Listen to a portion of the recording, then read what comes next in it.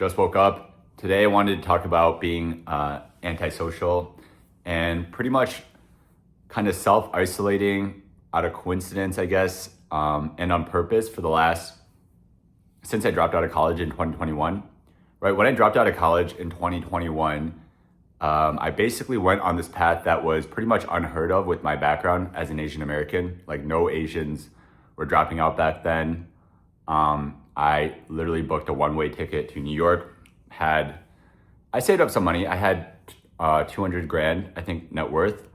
And my rent was like 2.5K. And I just really wanted to live in New York. But because I left college when all my peers were still going to school, it means I kind of moved to New York with basically no friends besides, a select few mutuals.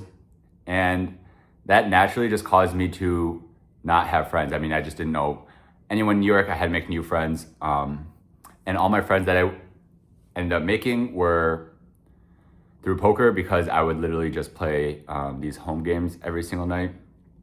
And it's weird because you don't really make friends with poker. Like they're not really good people to make friends with, not in the sense that they're always bad people, but it's kind of tough to develop a genuine friendship when you guys are both trying to take money from each other. It's pretty psychotic. And so what I noticed about those relationships are they are very transactional. And just New York is a very transactional place, right? And that's what I realized living in a big city like New York. It's just people, have their own things going on. And unless you guys are providing similar amount of value to each other, you probably won't really cross paths, right? There's just no point. There's too many people in the city. And so you got to be selective with who you spend your time with. And basically what I'm trying to say is like when I kept going down the poker route and playing these home games or either playing online back in my home, I became very antisocial. And in college, I was pretty social, honestly. Like I had my friend groups. I had multiple, guy friends and stuff. But then after COVID hit, people just kind of messed up everything. And then especially after I left college, I became pretty antisocial. And I thought this was a bad thing because I've heard studies that loneliness is like the number one cause of death, right? If you don't have people around you, that's like, it kills your life energy. And I think there were definitely times where I was genuinely like lonely. But after, I made some friends and found some genuine friends, I still chose to be antisocial. And reflecting on it, I don't think it's like actually as bad as it's made out to be, because I noticed when you are spending a lot of time with people who maybe are not visually aligned with you, which for me, that was almost everyone, because no one really was doing what I was doing. And I could only resonate with a very, very select, maybe like 2 or 3 people I can put my hand on. So I didn't really resonate with anyone. And also, if you let just anyone permeate your thoughts, right? Like tell you how they think about you, how they view you, just their own point of view in life. I just think it's just not really, it's not a good thing, because you end up having all this sort of information in your head that was not even yours. And that's what we see with social media. It's why people don't have original thoughts anymore. It's because they are spending so much time on doom scrolling, and they get all these thoughts that they might think is theirs, but it's actually because they watch content that was designed to spark their emotions.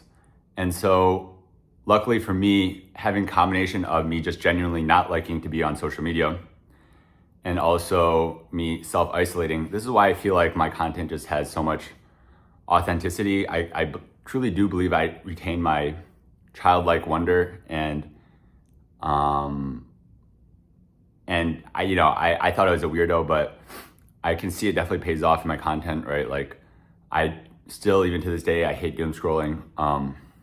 It just hurts my brain. And I'd rather actually just like when I decided to hop back on social media, I realized the only way I was gonna hop back on social media is if I was a creator, not a consumer, because consumption is just really not, it's just really such a pitfall. And it's a disappointment that most people don't understand why, what all the negatives are coming from when they're just spending their days doom scrolling, because that dopamine that you're getting, cheap dopamine, is going away from your own life purpose. And really, when you are living vicariously through others, you're not living for yourself.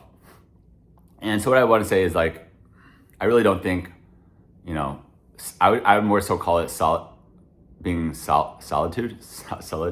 just being like okay with being alone. I think it's a very super powerful trait that very few people have these days. I think everyone's so giddy to, make events and plan stuff and be around people. But honestly, the only person you need is yourself. And I truly believe if you are able to sit down and be with yourself, you can envision the life that you want. You can cut out all the noise and the distractions, and you can be more selective with who you who you let enter in your life. And if you think about it, all these rich people, all these famous people, that's what you want, which is like a lot of people, you want to become rich and famous, or maybe just rich, they don't let anyone in their network, right?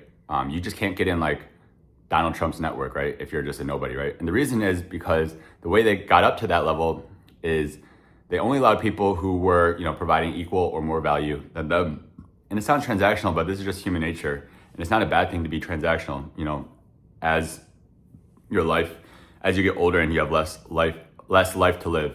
So I really urge people at home, if you are trying to be rich and successful, to consider maybe being pretty ruthless about who you let in your circle and not in your circle. But yeah, let me know what you guys think. Catch you guys for the next one.